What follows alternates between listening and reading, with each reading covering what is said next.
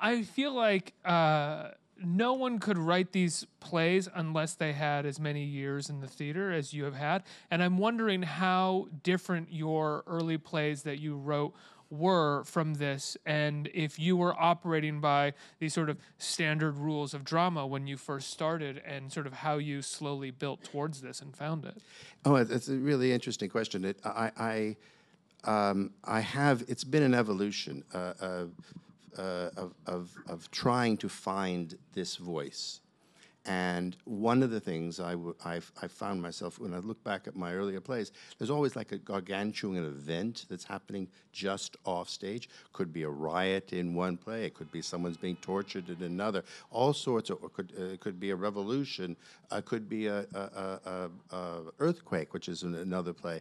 But all of that is pushed on the side. And so that becomes, these major events, so these major theatrical events become muted and very much in the background. And I can see now that that's what I was trying to do. I was trying to take the world and put the emphasis on the minutiae, maybe is the wrong word for it. The moments in between the drama. Yeah, and the life that within the play, there's the value of everyday movement, everyday action, how cooking a meal, how setting a table, all of these things in our daily lives often have great significance and meaning, and how to find and invest ourselves as theatrical people, as artists, into finding and expressing the richness of everyday life.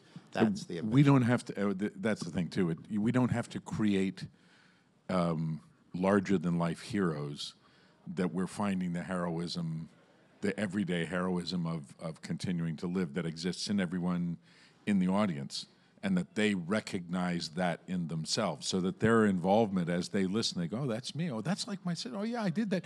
Wow, I always knew somebody who, I always wondered about that too. All of it is about people gradually feeling that they are sitting at that table with us, and people have said that over and over and over. I felt like I was sitting at the table. They start with, I felt I was looking in your window. I was overhearing and sort of a peeping Tom at your window. And then they say, and then I felt like I was actually sitting at that table. And you go, that's where the win is. Rather than going, yes, we're pulling for the hero to do the right thing, we're sitting at the table and we're part of this and we're experiencing our own lives.